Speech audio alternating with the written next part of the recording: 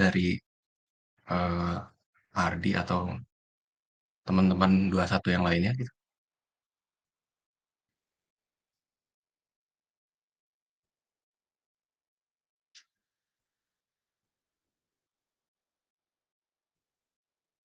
Oke, katanya langsung aja ya, nggak ada. Oke, izin share screen-nya sebelumnya.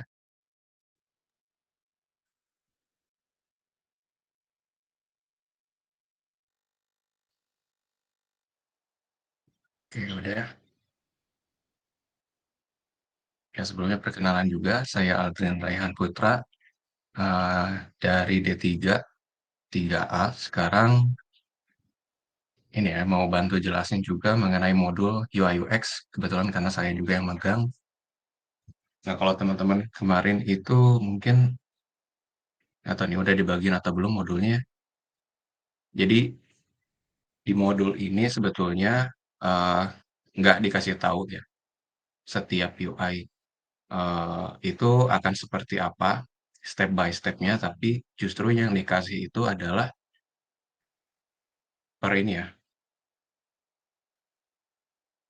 kalau bisa disebut mungkin ini eh, keterampilan dasarnya yang sebenarnya hal-hal ini tuh bisa diterapin langsung karena ini yang saya kerjain ya. Jadi selama pembuatan UI di Figma, ya praktis yang barusan itu yang saya lakukan gitu selama buat ini. Mulai dari yang pertama, ini kan ada landing page, kemudian ada post detail, dashboard, terus ada ini kalau misalnya kita mau update post ya ceritanya.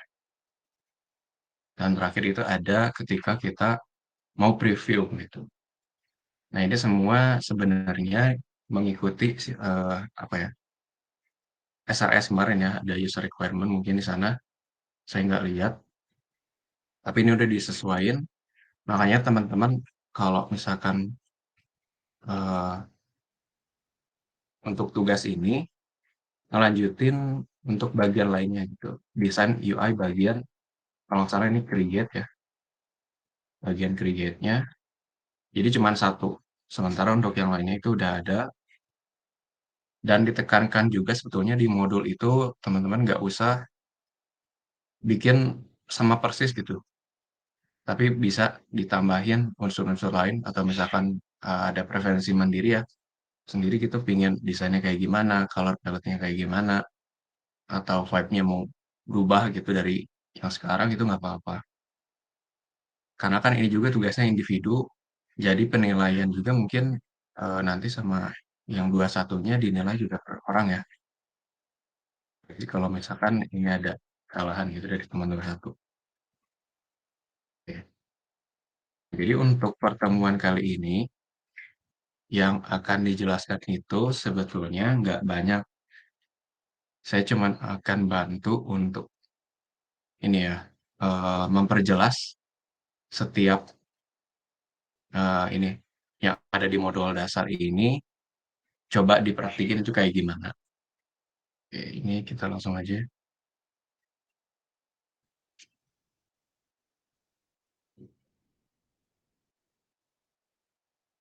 Ini yang pertama itu creating frame. Nah, jadi kalau misalkan teman-teman udah pernah coba gitu ya, buat satu desain, itu ada biasanya ada pembungkusnya gitu ya, istilahnya kayak kontainer lah, buat membedakan satu desain dengan yang lainnya, itu pakai apa ya, pakai frame. Nah, di sini contohnya kita udah pakai frame juga untuk ngebedain setiap desain dari page yang ada. Ini yang pertama ada landing page, post detail sampai ke dashboard yang bagian ini ya, preview gitu.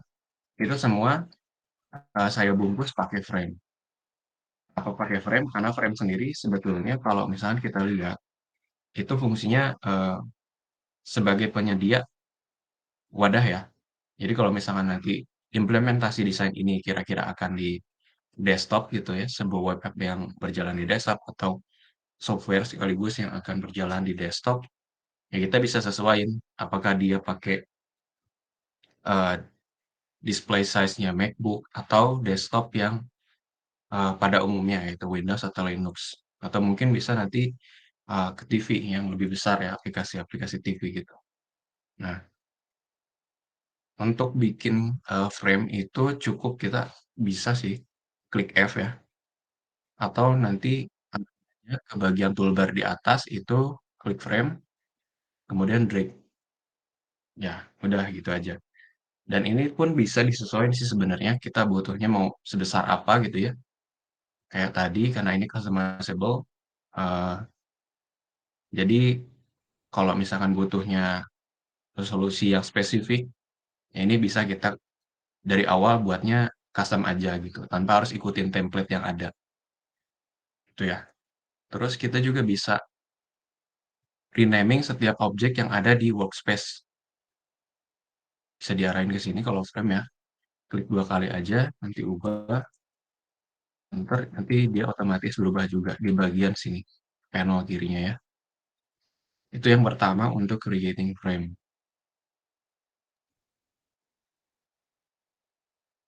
Nah, yang kedua itu kita mau buat, satu objek itu rectangle tapi dengan sudut-sudutnya itu dibuat lebih melingkar ya gitu, nggak lancip atau istilahnya biasa kalau misalkan orang-orang di desain itu rounded ya.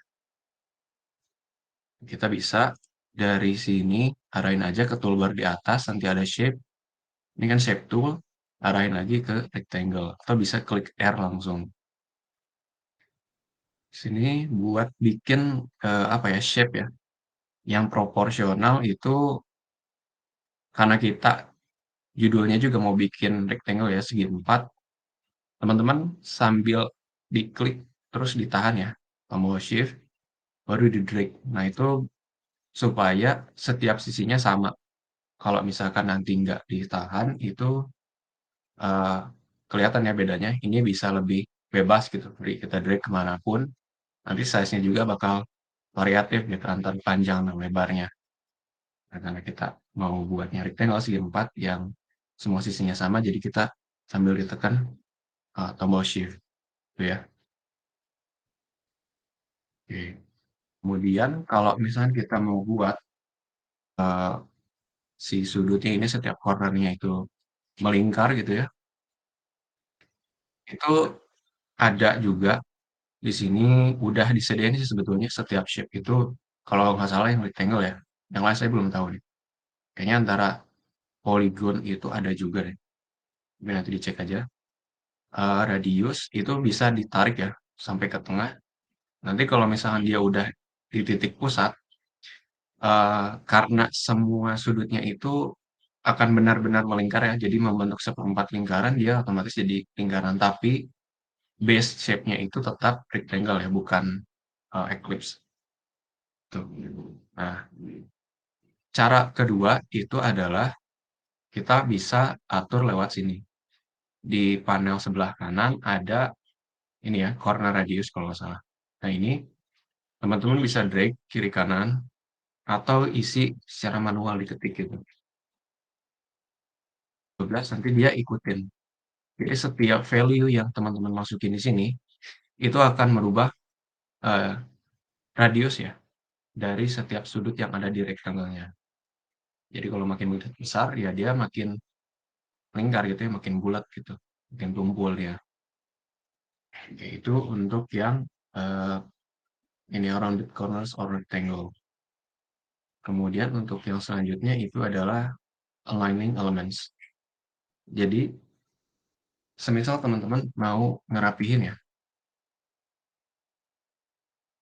ngerapihin, ya ada beberapa objek yang misalkan nggak sejajar atau nggak sebaris gitu, sama kayak di, apa namanya, image processing lainnya kalau pernah pakai mungkin yang, lain selain Figma gitu sebelumnya, pasti ada tools kayak gini tuh.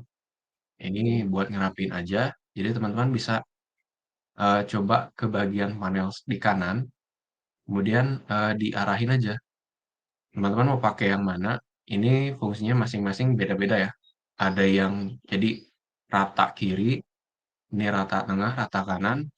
Nah ini, atas ya, disejajarin ke atas. Kalau ini buat kalau nggak salah di center ya. Nah, itu center. Dan terakhir yang ini disejajarin ke bawah gitu, nempel ke bawah. Jadi yang paling bawah dia yang menjadi ininya deh kalau nggak salah. Tapi behavior-nya beda-beda sih, tergantung objeknya. Nah, itu. Nah, terus kalau misalkan kita mau mendistribusikan ya, space itu antar objek biar jaraknya sama, itu juga ada. Nah, di sini kita bisa pilih distribute horizontal spacing, itu diklik aja, nanti otomatis setiap space yang ada di antara objek ini, celah-celah ini, gap-nya akan sama gitu.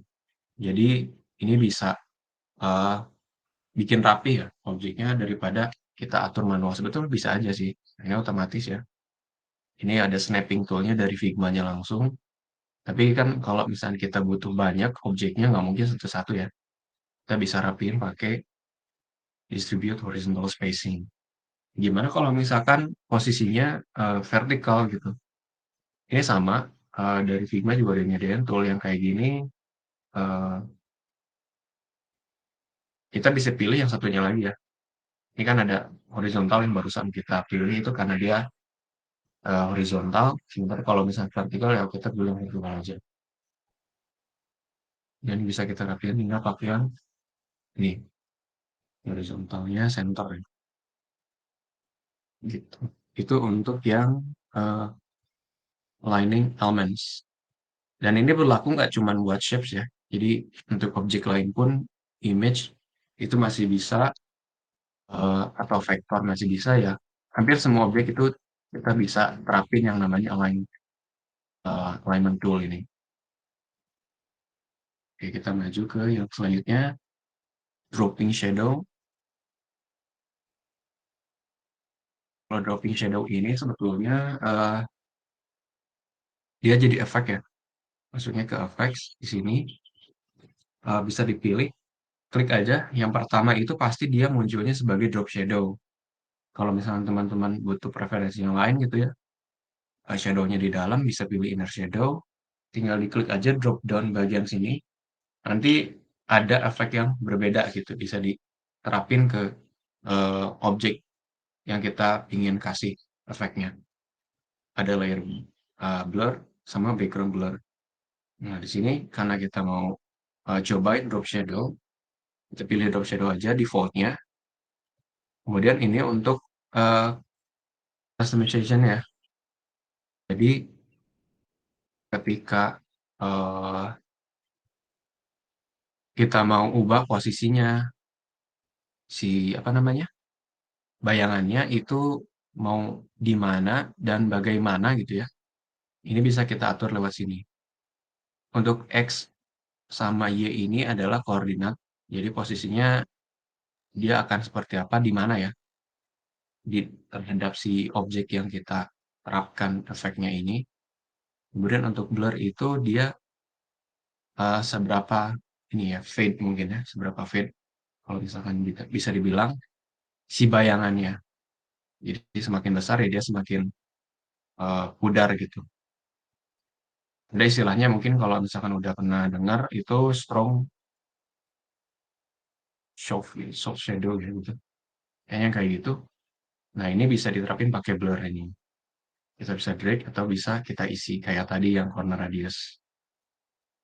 Oke, kemudian untuk spread itu adalah seberapa luas bayangannya ya. Jadi kalau misalkan eh, praktikalnya di dunia nyata, semisal kita punya objek, kemudian kita sorot pakai senter dari atas, kalau makin jauh itu si bayangannya jadi lebih besar ya daripada si objeknya. Kalau nggak salah ya, koreksi mungkin kalau misalkan salah ini. Kemudian kalau misalkan kita deketin si apa sumber cahayanya, biasanya dia menciptakan strong shadow gitu. Dia nggak akan begitu pudar ya. Kalau semakin jauh biasanya dia jadi semakin soft gitu. Yaitu untuk blur sama spread. Kemudian yang ini opacity dari si warnanya ya. Teman-teman bisa ubah juga warna dari bayangannya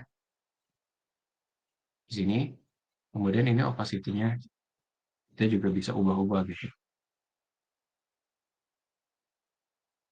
Nah gini, sekalipun dia 100% opacity-nya, dia nggak akan solid dia warnanya, nggak sesolid warna eh, si feel-nya dari objek ini gitu. Ini untuk yang drop shadow. Kita udah 4. Sebelumnya ada yang mau ditanya dulu nggak sebelum lanjut ke yang 5? Ini kira-kira ada berapa ya kemarin tuh? 10 gitu. Ya, sebelum maju itu ada yang mau ditanya dulu nggak?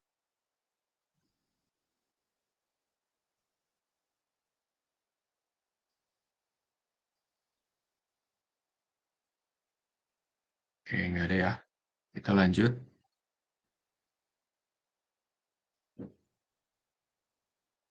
Nah, ini kita masuk ke grouping and ungrouping objects.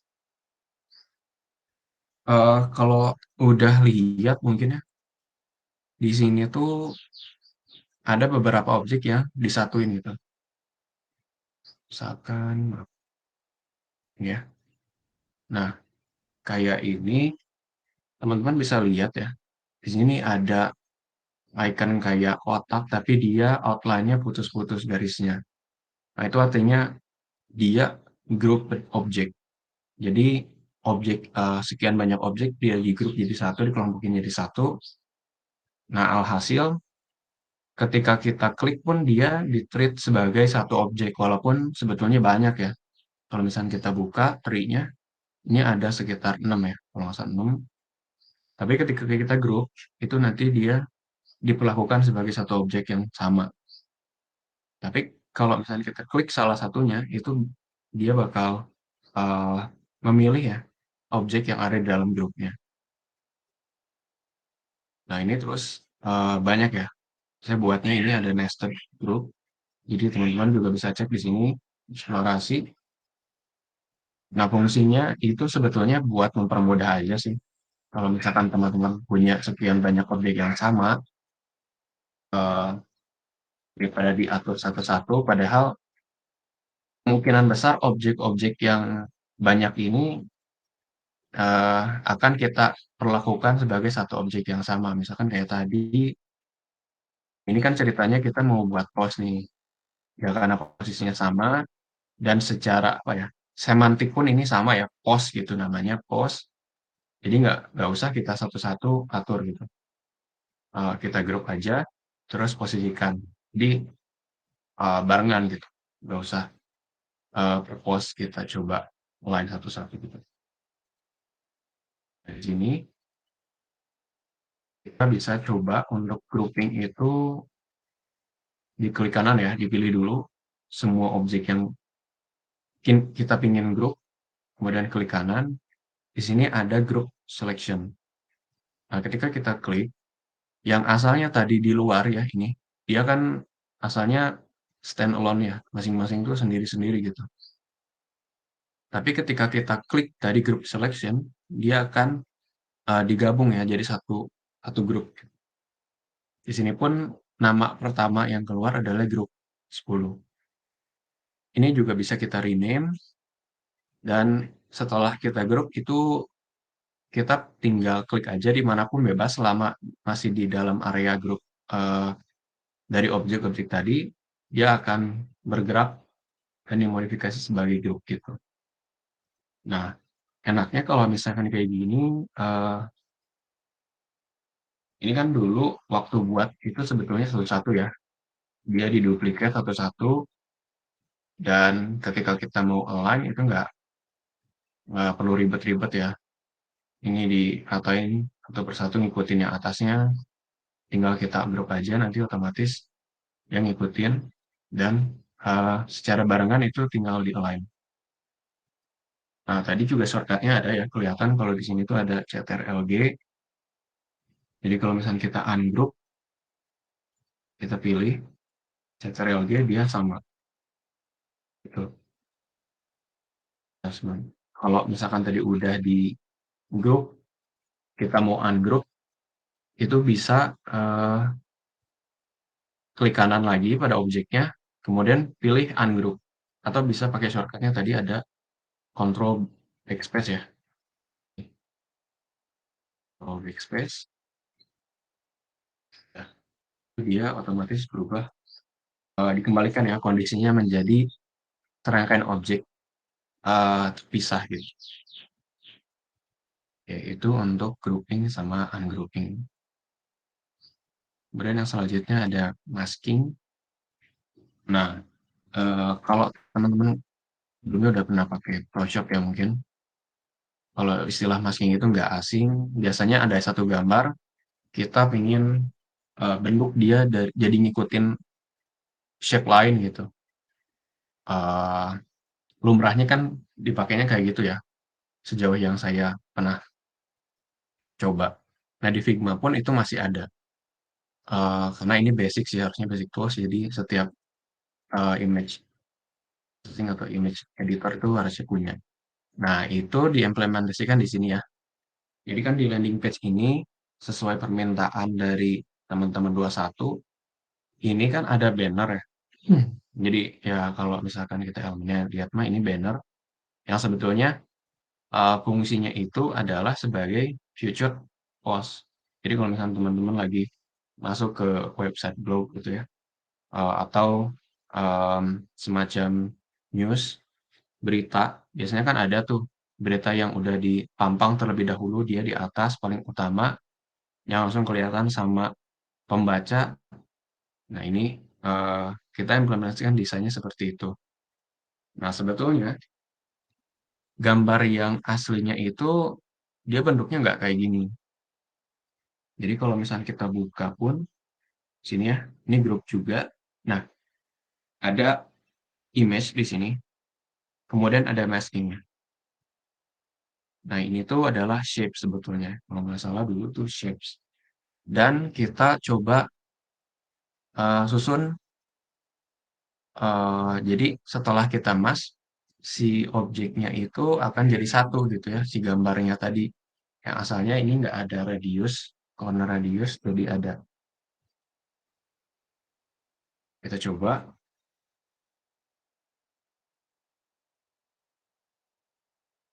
ini. Kalau misalkan di contoh itu kita pakai ini ya, shape-nya star biar kelihatan gitu apa fungsi dari masking ini, proses masking ini. Kita coba reproduksi aja.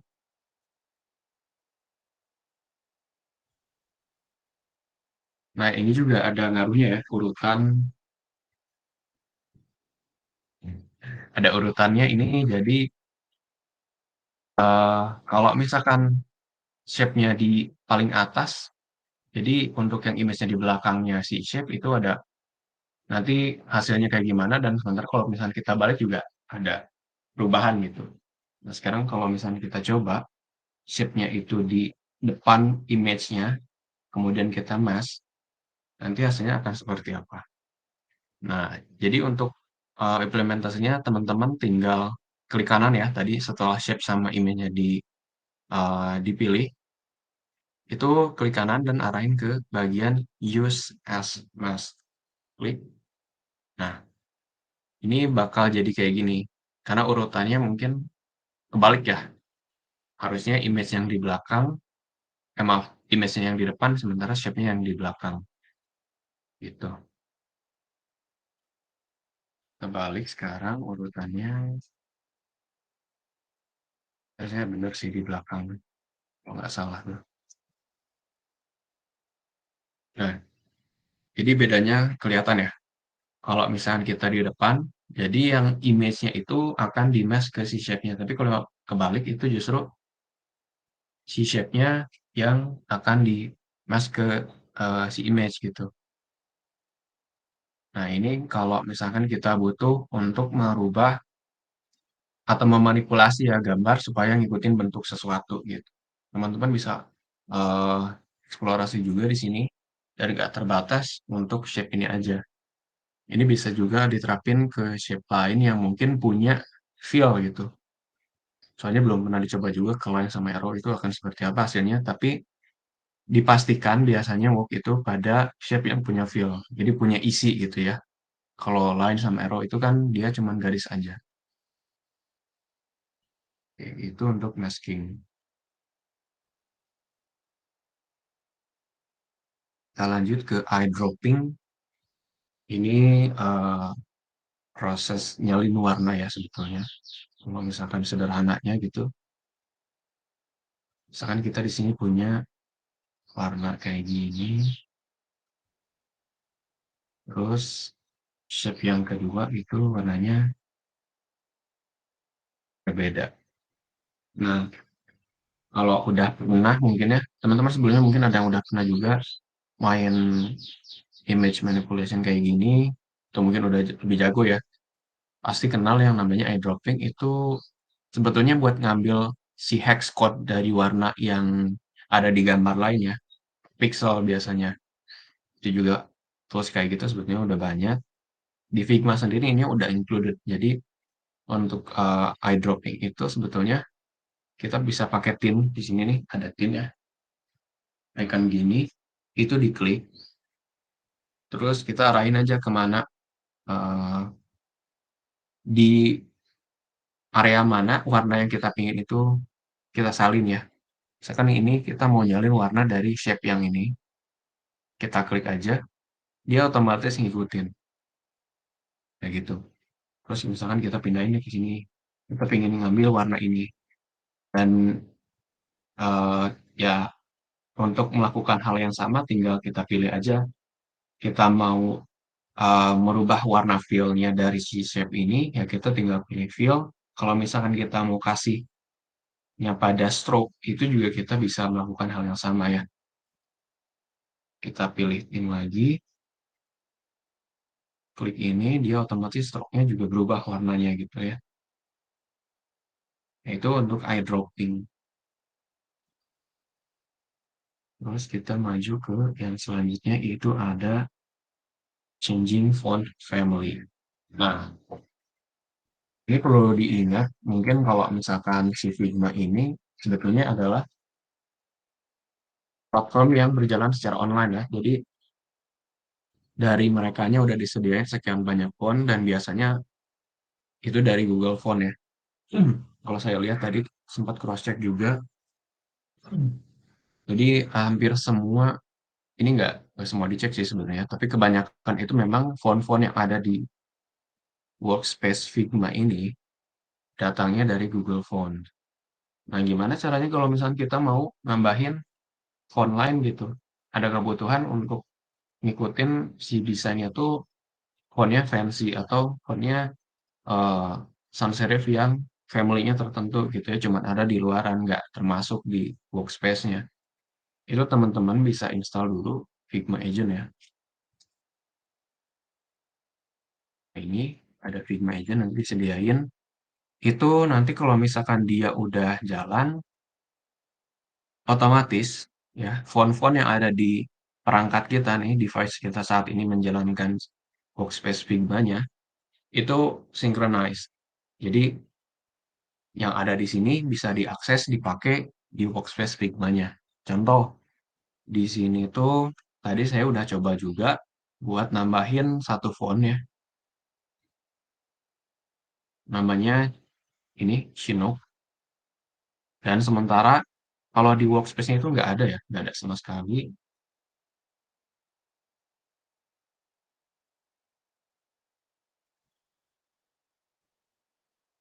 Nah, ini nggak ada kalau awalnya ya, karena ini udah ditambah jadi ada. Nah, ini udah masuk, cuman caranya itu kayak gimana? Jadi sebenarnya kita tinggal download aja sih si fontnya. Sekarang kita coba yang lain ya,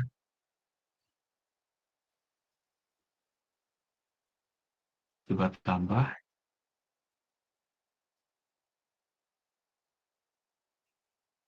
Cuman itu teman-teman harus hati-hati ya, karena ada beberapa unsur desain yang kayak gini tuh sebetulnya dia butuh licensing gitu, atau harus ada dimension nih.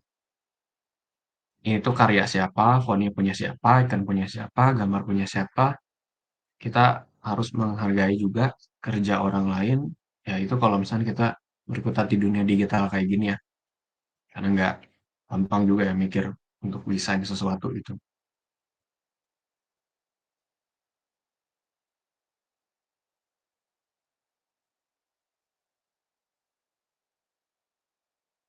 Ya, benar.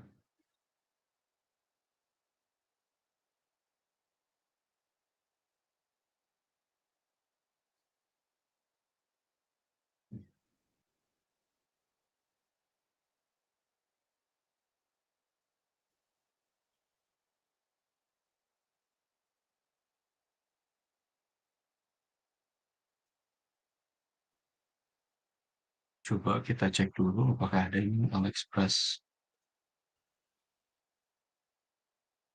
Alex, ada ternyata. Nah, sebenarnya udah lengkap sih. Cuman kalau misalkan kita butuh spesifik ya sikonnya itu kita mesti nambah manual gitu.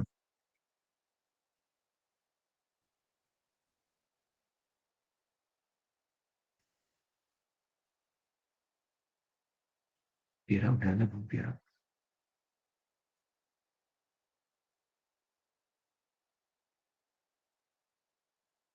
Udah ada ya. Ya install yang barusan.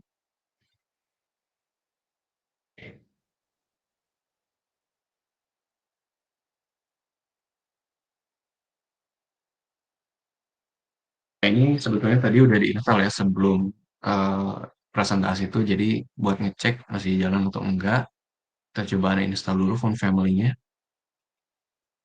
Nah ini kita pastiin udah nggak ada di sistem ya. Akhir dia. Sekarang kita coba install. Ini jadi udah di-download sih.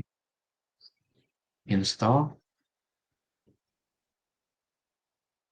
Nah udah ke install, kita juga bisa cek lagi di sistem udah tampil. Nah ini udah deh. Ini bisa dipakai langsung. Nah, gitu.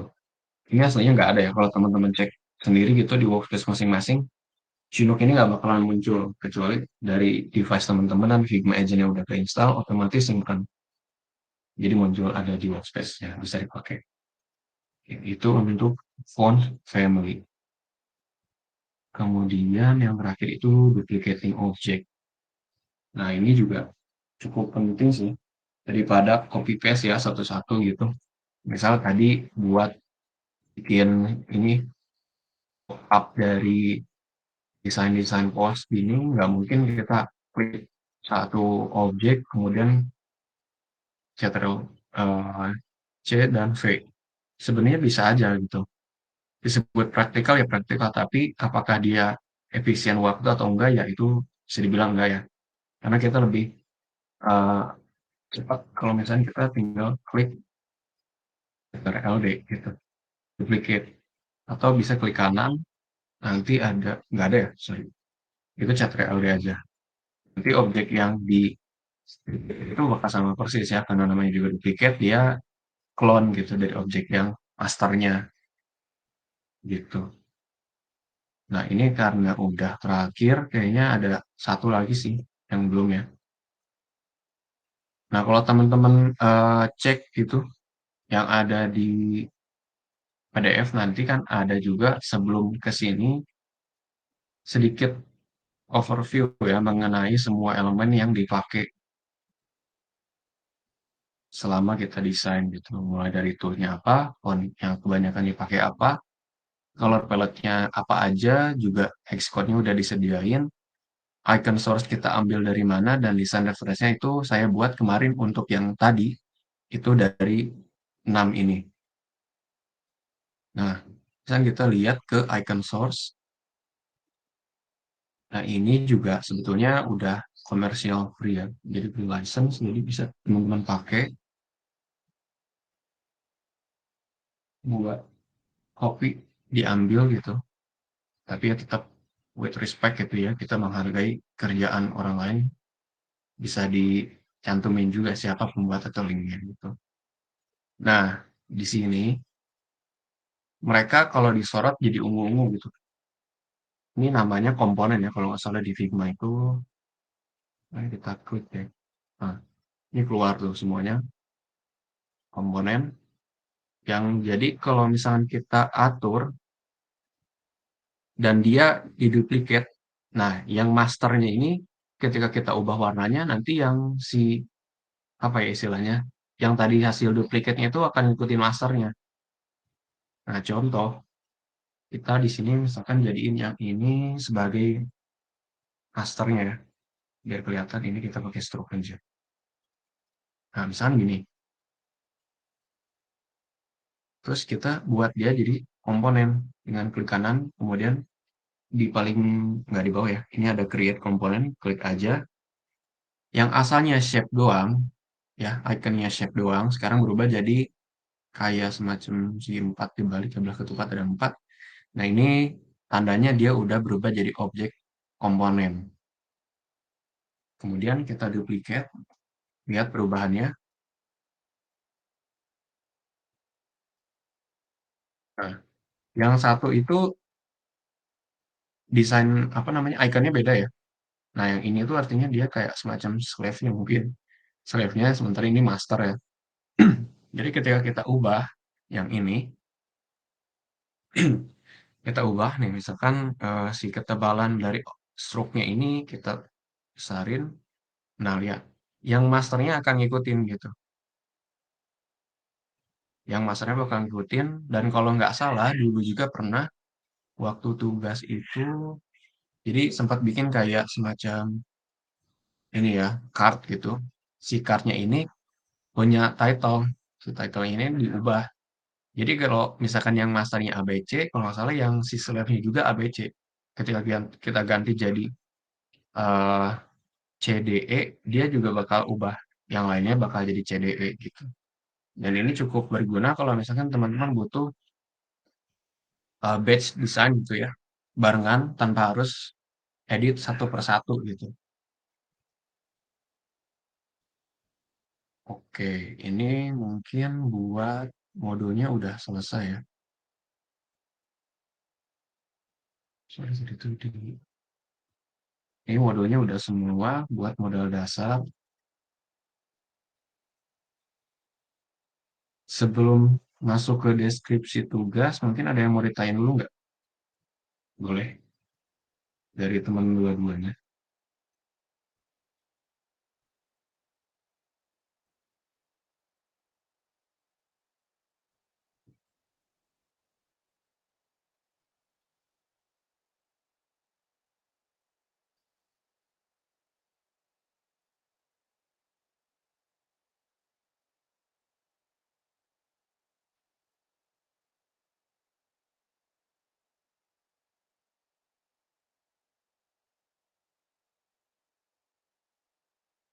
Kayaknya cukup jelas ya, karena ini juga nggak begitu kompleks sih sebenarnya buat setiap tutorial di sini. Ini juga masih dasar, kecuali kalau teman-teman udah banyak eksplorasi, mungkin kompleksitasnya bisa jauh lebih tinggi ya. Sementara untuk yang saya provide dari modul, di modul ini nggak begitu susah. Oh ya, teman-teman juga kalau tadi perhatiin mungkin ada keystroke ya, di sini jalan bagian kanan, lupa ngasih tahu di awal, jadi sebenarnya ini biar nunjukin kalau misalnya yang ditekan sekarang itu apa. Ya, misalnya tadi lagi mau duplicate, kita lagi klik di kontrol sama D gitu. Dulu lupa dikasih tadi awal. Tapi mungkin nanti ada rekaman kelihatan ya.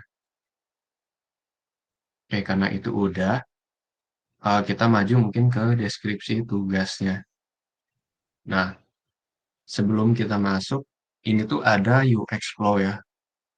Kemarin sempat diminta juga untuk bantu provide dan jelasin. Jadi karena kita itu bikinnya blog ya, kayak blog itulah, post kan. Kita buat post. Jadi awalnya ada landing page ketika klien masuk ke websitenya. Kemudian kalau misalnya kita klik klik salah satu postnya ya kita masuk ke post itu dengan desain seperti ini ya. Ini mungkin contoh aja. preferensi teman-teman mungkin bisa jadi lebih eh, better atau beda ya. Ketika udah masuk ya ini kita mau baca nih. Nah, di sininya juga ada next reading itu ya ditampilin lah semacam saran ya, saran bacaan selanjutnya setelah kita buka salah satu post yang ada di sini. Entah itu yang future atau further reading. Kemudian ada juga di sini tuh dashboard. Jadi buat admin ya katanya. Ini buat admin ketika dia mau lihat udah berapa banyak postnya, kemudian mau lihat juga ada berapa banyak post yang di archive, dan di sini juga ada semacam tabel yang nanti buat nampilin udah ada apa aja gitu. Ada data apa aja, maksudnya ini post ya. Postingannya udah apa aja, komennya berapa. Di sini juga ada semacam tool ya, kalau misalnya kita hover di bagian post ini, nanti muncul dia tiga ini. Yang merah ini ya udah pasti kelihatan dari icon sama maknanya buat remove ya, delete si postnya. Dan ini preview. Kalau misalnya kita klik preview ini, dia bakal ngarahin ke sini. Jadi muncul pop up dan kita bisa scroll gitu ke bawah. Ya ini cuma buat lihat aja gitu. Kemudian kalau misalnya terakhir ini harusnya nggak kayak gini sih ikonnya ya.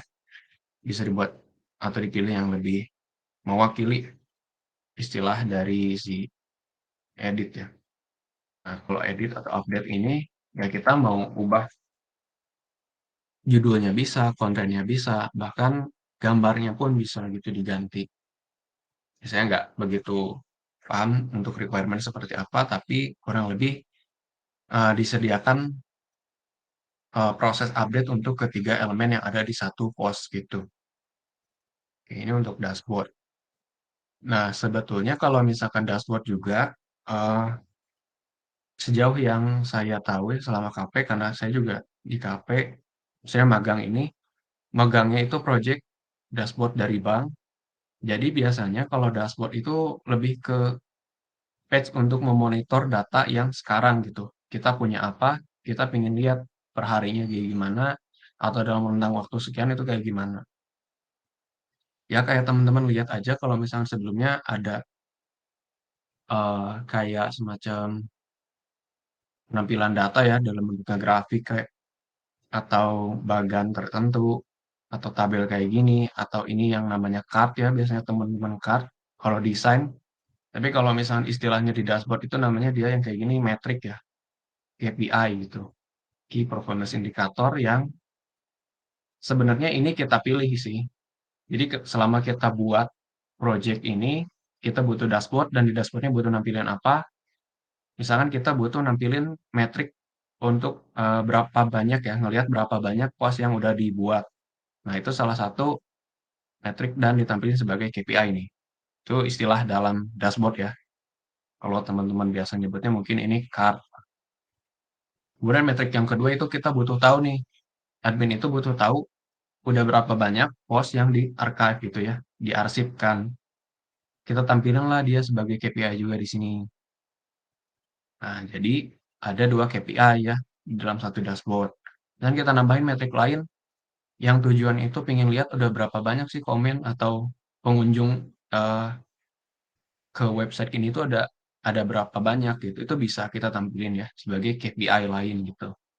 Jadi teman-teman juga nanti habis dari sini mungkin bisa eksplorasi bagaimana KPI itu mendukung eh, klien untuk mengetahui data yang sekarang itu akan seperti apa.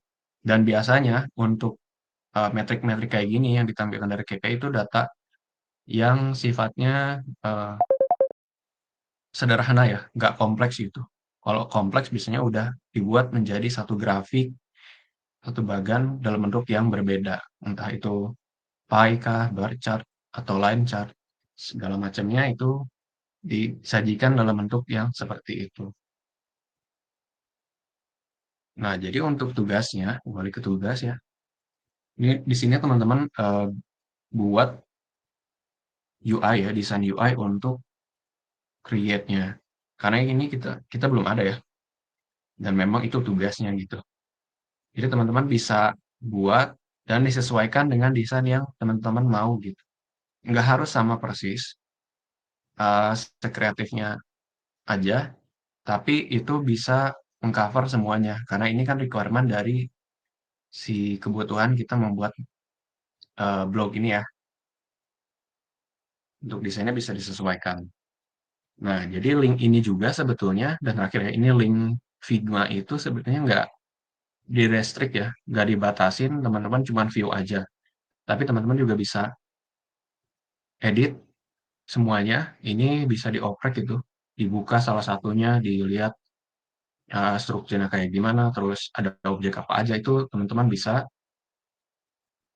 tapi, dengan catatan ya jangan di-copy semua gitu, karena ini kan tugas ya. Kita percayakan teman-teman dikasih, 1 workspace-nya untuk dicoba cari tahu, dieksplorasi dalamnya kayak gimana, yang udah dilakuin apa aja, berkaitan dengan modal dasar yang tadi udah eee, kasih tahu ya tutorialnya kayak gimana, ya kita percayakan untuk melihat dan belajar gitu, bukan untuk di-copy desainnya satu gini, kemudian dijadiin, eee, tugasnya gitu, ya kerjaan dari tugasnya. Itu aja mungkin ya buat pertemuan sekarang di modul UI UX. Mungkin ini selanjutnya dari temen 21 gimana? Ada apa lagi nggak? Halo, cek ada suaranya. Iya ada. Ada. Paling ini dulu tanya jawab dulu. Buat dua-duanya kalau ada yang mau ditanyain boleh di- ditanyain gitu.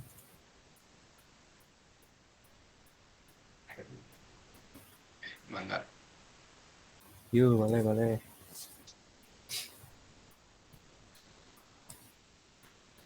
Ini yang hadir lumayan.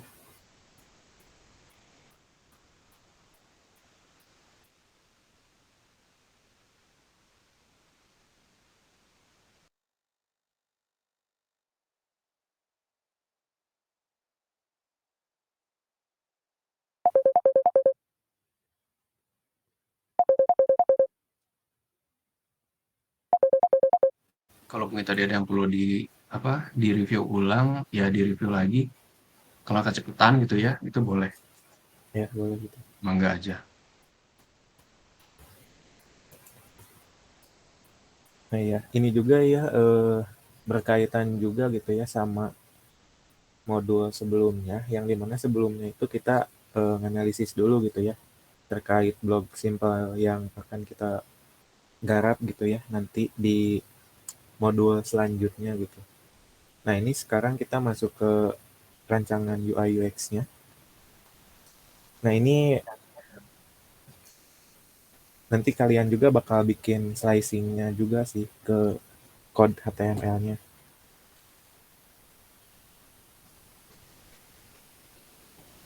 Nah jadi masih mumpung ada waktu gitu ya, boleh ditanyain.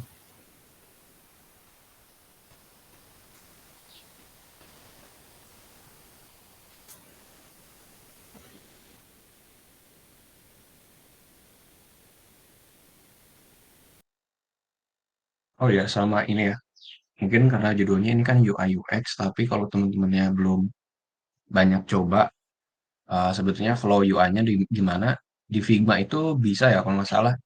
Jadi kayak bikin ketika ini diklik nanti dia harus masuk ke desain yang mana itu bisa.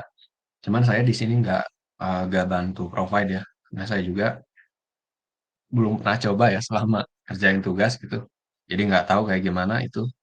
Cuman teman-teman juga bisa eksplorasi nanti. Jadi bisa dapat gitu ya teman-teman yang lain mau lihat atau nanti pas pengumpulan flow-nya akan seperti apa kayak gitu.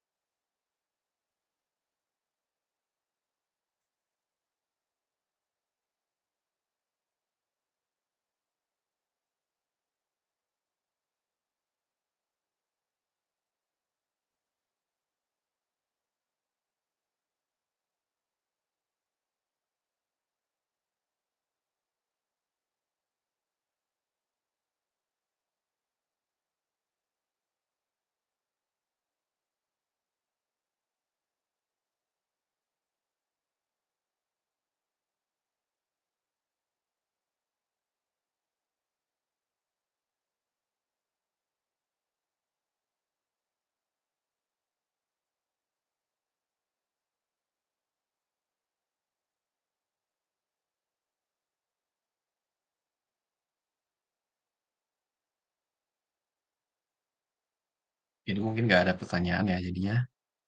Untuk modul juga itu udah di-forward ke grup, jadi teman-teman bisa lihat ya modulnya. Terus coba cek juga di sini ada sedikit aturan ya catatan untuk pengerjaan tugas ini kayak gimana.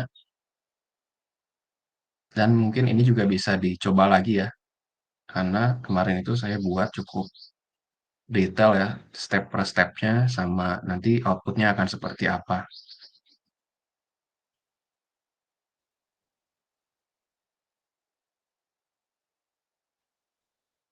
Oke, mungkin karena nggak ada mungkin kembaliin ya ke 21 yang lain atau gimana. Oke, mungkin 3 menit lagi ya ditunggu dari teman-teman bisa ada yang belum kepikiran gitu nanyanya. Oke. Oke.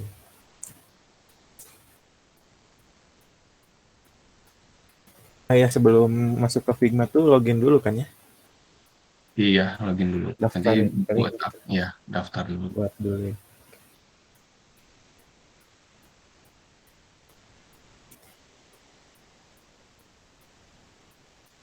Oh ya, buat ini ya referensi mungkin teman-teman juga bisa cek ke beberapa ini apa namanya website ya kayak Behance atau Dribble kalau pernah sebelum mendengar ini sebetulnya banyak desain yang udah dibuat sama desainer gitu entah mereka mau sebagai promosi atau project cuma-cuma gitu di sini juga banyak ya sebagai referensi jadi nggak cuman dari websitenya yang udah ada tapi dari prototipe kayak ini juga semoga bisa membantu gitu dapat di ide-nya kayak gimana.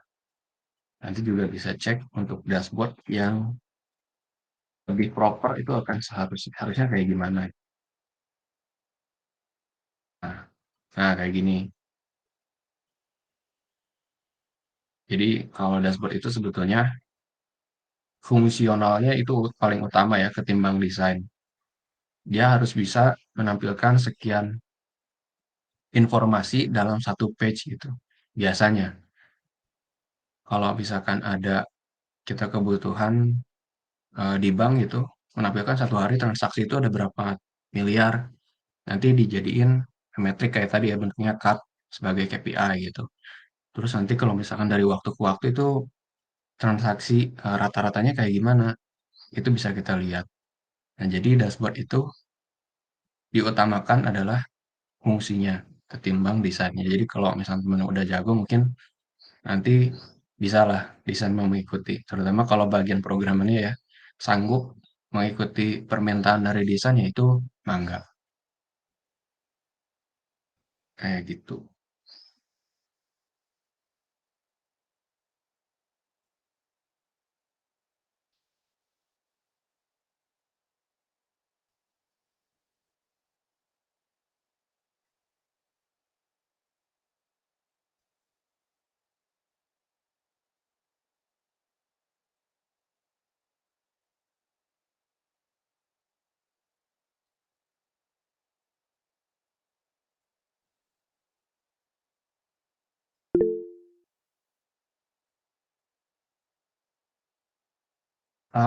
Kemarin tuh waktu bahas SRS ada nggak kebutuhan buat bikin page autentikasi kayak gitu?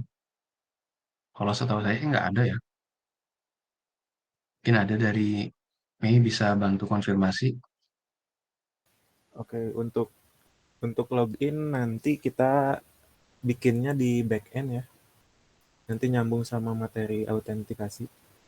Jadi sekarang fokus dulu di bagian sisi admin blognya dulu gitu. Jadi biar fokus gitu dulu. Ya, jadi fokusnya ke desain yang ada dulu aja gitu. Ya, Ya, gitu ya. Sama-sama.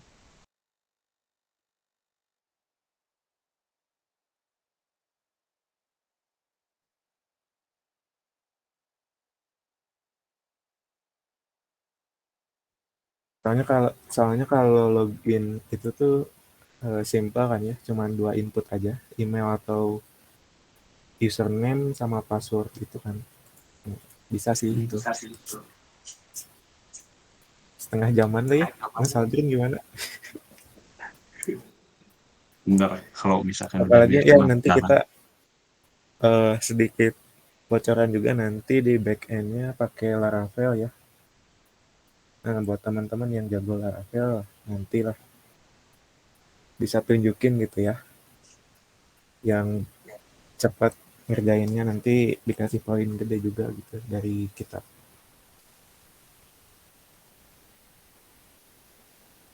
Oh iya, buat minggu depan nanti kita masuk ke modul Git gitu.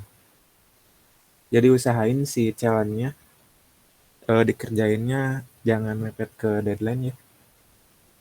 Soalnya kita juga nanti ngasih feedback nanti lewat email gitu.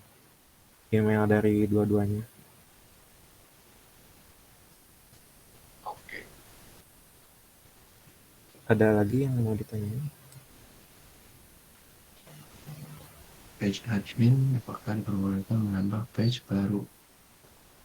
Oh boleh sih, itu nggak apa-apa. Boleh. Nggak apa-apa, nggak apa-apa. Ya selama masih ini ya dalam ruang lingkup requirement yang sama nggak apa-apa. Saya jangan nambah fungsionalitas saja gitu.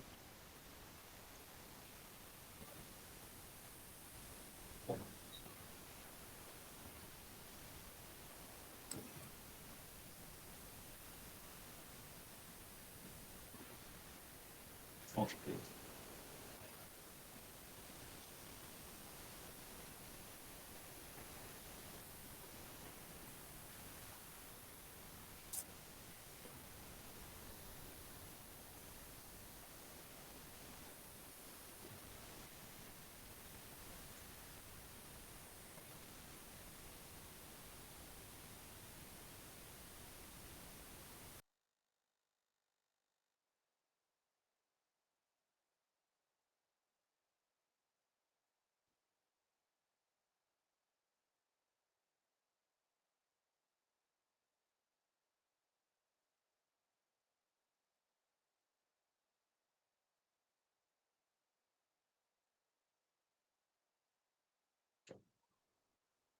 Ini ditunggu sampai 9.10 ya. Kalau misalnya nggak ada pertanyaan lagi, kita sudahi pertemuannya. Eh, jadi kalau misalnya ada pertanyaan ya sekarang aja gitu. Mumpung masih bisa.